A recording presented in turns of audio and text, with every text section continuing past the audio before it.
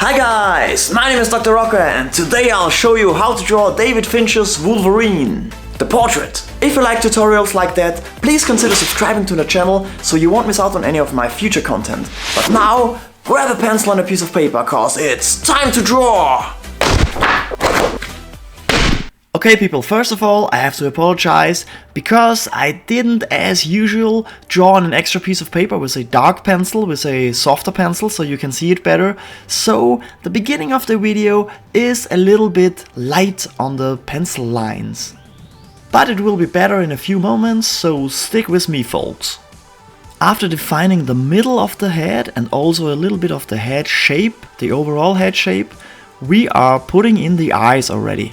And here I want you to pay extra attention on the distance between the two eyes. Usually we draw one eye in between the two eyes, so we have the right distance. But not in this case, they are far more apart than usual. And that is especially because the eyes are quite narrow, because Wolverine is cringing them a little. So just follow my lead on those and you will get them right. And if you should need to study the line drawing a little bit further, then you can do that on my Instagram account, but I will also leave the reference here on this video so you can take a screenshot as well. The lines under the eyes, they indicate the cheekbones, and as you might have noticed, the first step of this drawing is in real time, because the basic structure is the most important part and I want you to be able to take it all in properly. The mouth is wide open in an angry scream and we are already drawing in the teeth. And really take your time as the first step. If you make mistakes, really try to spot them and correct them. Because if you build on the wrong base, the whole drawing will not look good. And if nothing else, take special care about the eyes. They need to be a line. That's something I see quite often in other drawings, and when the eyes are not where they belong, the drawing can very fast look like garbage. Now we draw in the skin folds between the eyes and define the forehead and the hairline. The circle I drew before is just sort of a help line. And here are these folds from the nose down to the mouth. Those are good to be seen because he is screaming at us. And after we draw in the lower lip real quick, we will focus on the hairline again, because Wolverine has a lot of hair and we need to draw it properly. And you can see the distance from the eyes to the lowest point of the hairline is about the same distance as from the eyes to the mouth. And now we will draw in some strands of hair. You don't need to draw single hair, just do strands of hair. And use the same shapes I do right here, then you're on the good side.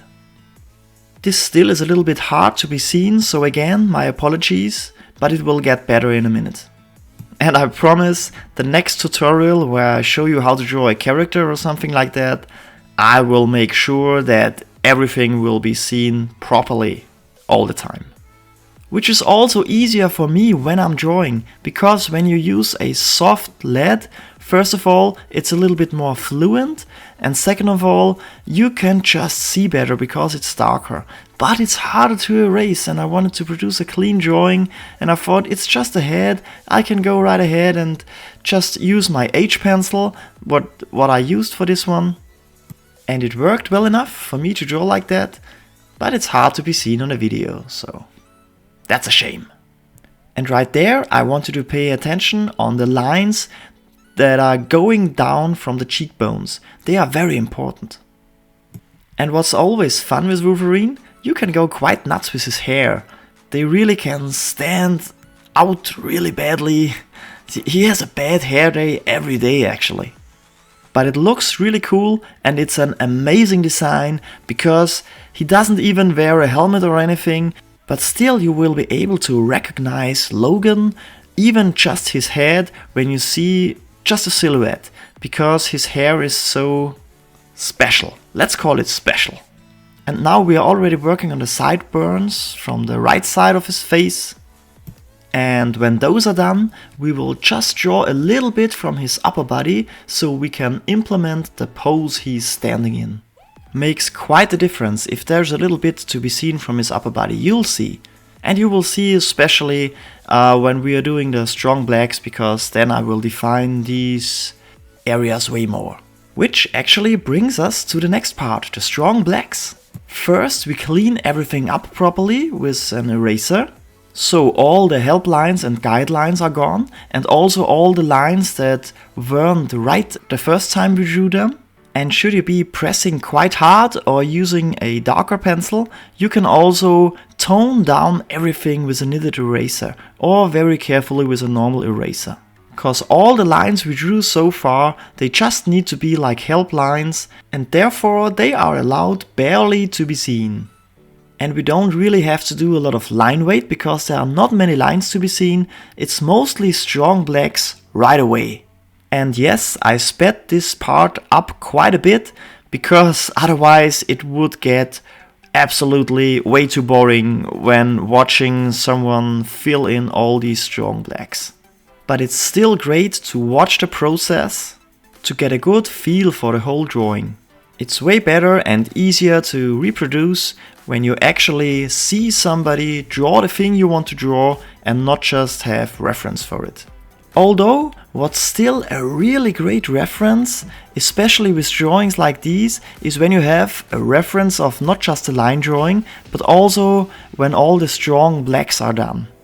Because it's very hard to reproduce a drawing when you just see the whole piece with all the shadings and the rendering, with all the hatching lines. When you have the reference of just a strong blacks done, you can reproduce this easily and then shade out of these strong black areas. And a little pro tip on the side, I'm right-handed, but I drew the right side first, which is actually quite stupid.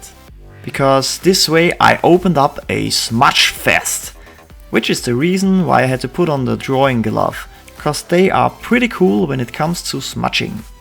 But you can also use an extra piece of paper where you lay your hand down, or even better, you use a paper towel, a piece of paper towel.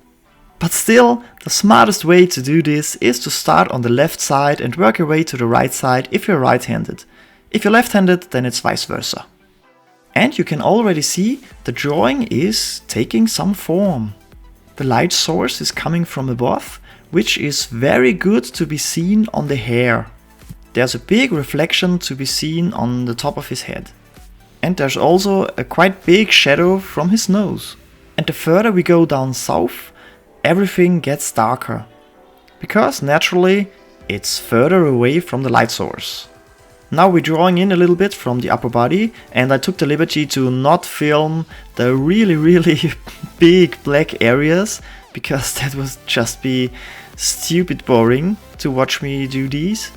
And now I'm using a blending stick to blend the big black areas together a little bit, because first of all it looks way better, and second of all there's a little bit less smudging going on if you do this before starting the rendering process, which we are doing already. And for that there will be quite a lot of long straight lines on the hair, but there will be no cross-hatching, because hair in comic book drawings looks way more natural when you follow the line of the hair and fade it out that way.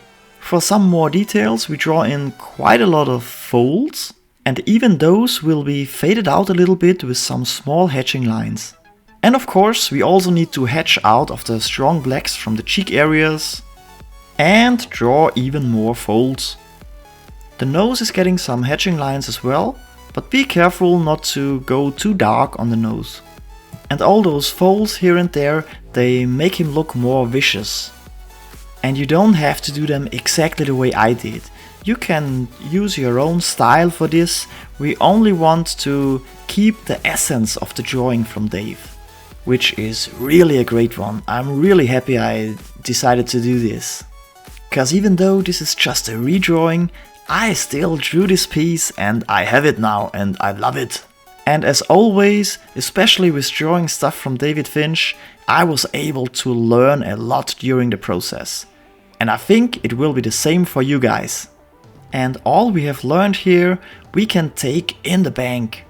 It's now our own, and we can use all of this in all of our other drawings. Mixing it up with some influences from other artists and you got your own style eventually. And after adding some hair and some last small little details, we are done. And just to make sure you will not miss out on the references, here are the line drawings, which you can screenshot right here or find them on my Instagram page, link in description. This is one with just the strong blacks done, very important one. And of course, the finished piece. You are welcome. This was a lot of fun and nice for a change to just concentrate on a face like that. It's really cool to be able to put so many details in a drawing cause it's so big. And I think it really looks awesome! Thank you David Finch for all your cool and great drawings. And I really hope that your version will look as cool as well, and I hope you have as much fun drawing this as I did. And now my friends, I want you to go and watch this video. That's where I show you how to draw hair. I put a lot of effort in this one, so check it out, you will learn a lot. All you need to know, I dare say, for drawing hair, male and female. So have a great day, thank you for watching, see you there my friends, and don't forget to subscribe.